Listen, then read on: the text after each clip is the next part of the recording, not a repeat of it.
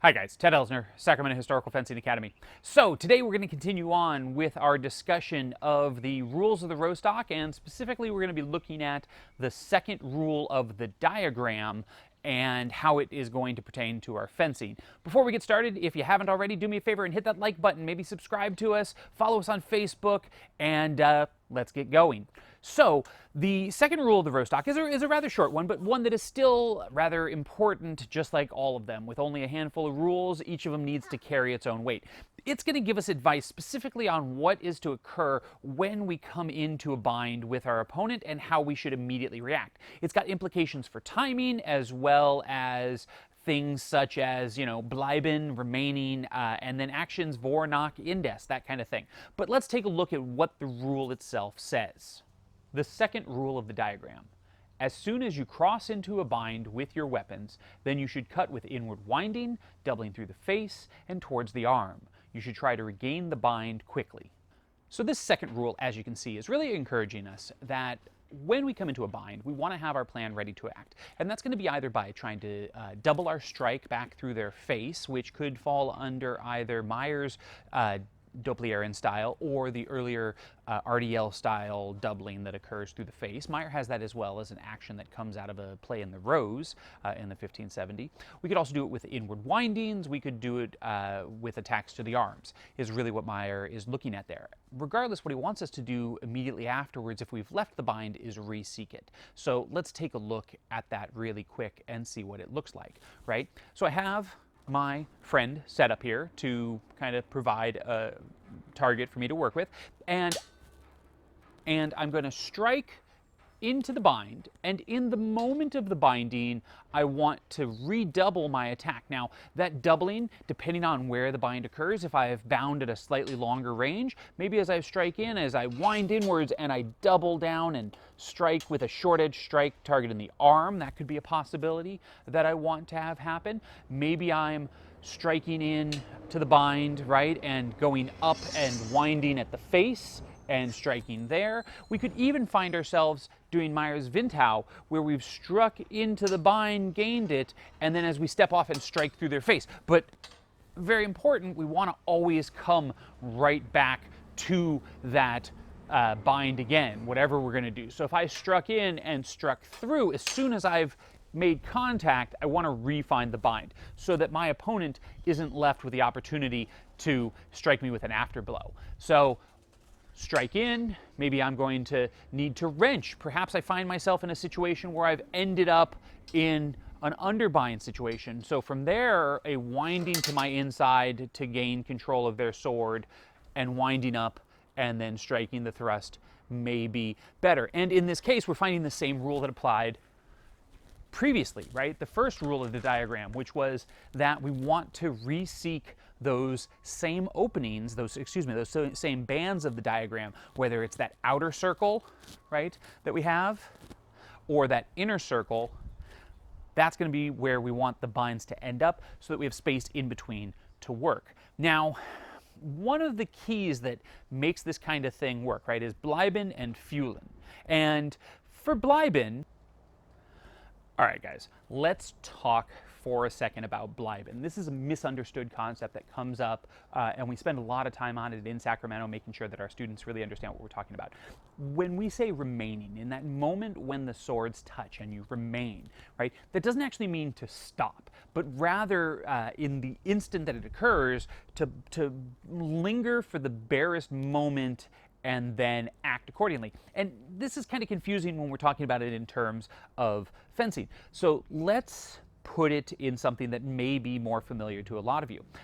If you're in California, you might be used to the idea of, the classic kind of California roll through when we're driving along in our car and we come to a stop sign. And do we really stop all the time? Well, no. Maybe what we do is we slow ourselves down as we approach the stop sign, and in the moment that we reach the stop, whether it's a sign, a light, whatever it is, we briefly break our momentum and then proceed with our turn, going straight, whatever it is, right? We're reading the moment. We're coming down to a stop, but we're not losing our momentum. We're not stopping completely. Now, This is not something that is necessarily encouraged by good driving habits, except that there absolutely is a version of it that is good driving habits, and that's the roundabout. Now, I know that some of you may not be familiar with the roundabout, especially in the United States. We don't have as many roundabouts, but my wife is Australian. I spend a lot of time there, and Australians love their roundabout, and it's probably, for me, the best example of Bliben in action.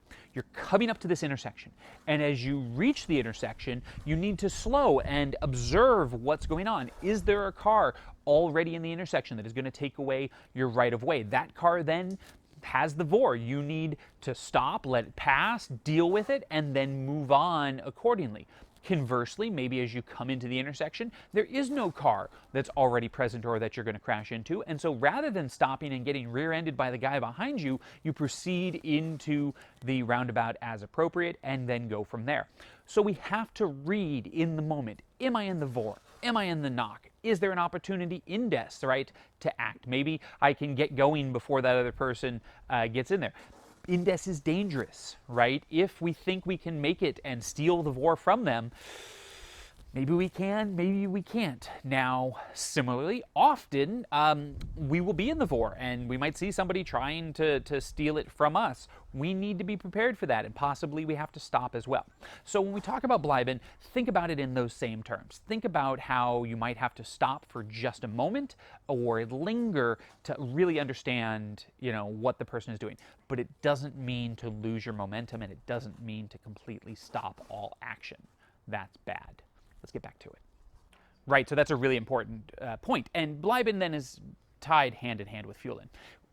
These two elements are going to be really, really important. So wherever it is that you're striking in, work immediately. Now, there are ways within this that we have some opportunities, right? If I've struck in and I see that their parry is going to end up really tight, indes, in the moment the bind occurs, I can be rolling my short edge over to deliver essentially Meyer's heart thrust, right? From the rapier, he has his attack where he cuts in, and in the moment that the bind is going to occur on his strong or closer to his shoulder, he rolls and turns it into a thrust, stepping offline. Now, with a one-handed weapon, we can get ourselves well out of range from that. But with a two-handed weapon, we have to be a little more careful. We strike in and we see that it's about to come, and we double over to the arm or to the face. And if we feel that the opponent isn't trying to parry against us, but we don't get any contact, we're immediately winding ourselves back over to the side. Why? Because we need to refine that bind, whatever happens. It's rule number 1. Strike in, gain the bind. If it's an advantageous position, as described in the previous rule, then we can immediately launch our counter attack. If, on the other hand, we find ourselves in a bind that is not the ideal one, that then we want to go and make it a more ideal, unless it's indes. If the opponent is still moving inside the space of their motion, we can act to counterattack directly to them. All right, guys, so that's been the second rule of the Rostock, and hopefully, while a short rule, it's been rather helpful to you, and it is definitely something we're going to come back and talk about more in a future video. Right now, we're just kind of laying everything down, and in the future, we're going to explore the implications of all these rules as a whole. In our next video on this series, we're going to be talking about the third rule of the diagram, which is really going to get into the question of, should we seek the bind, should we allow the opponent to seek the bind on us, and what should happen in the case that we do get bound upon when we don't want to. And so we may actually cover 2 rules in that video. I'm not yet sure. We'll see how it goes. I do need a partner to work with for that one, as motion is going to be required. So there may be a slight delay in that video going up, although if you're watching this in the future, it's already there. Hopefully these have been useful, guys. As always, we love making it for you. So if you haven't already, hit that like button. Leave a comment. Maybe you have something that you want to ask about these rules, or a particular issue you may have. I should note that the translation that we're using for these rules are based upon both work that was done by Jeffrey Forging, that can be found in his translation of the Lund manuscript, as well as, specifically in the case of the diagrams, translation material that was done by some of our local people here in California, and Sacramento and Fresno in particular. So if you do have questions about that, I would be happy to discuss that with you as well. So we'll see you next time, guys. Keep training and stay safe.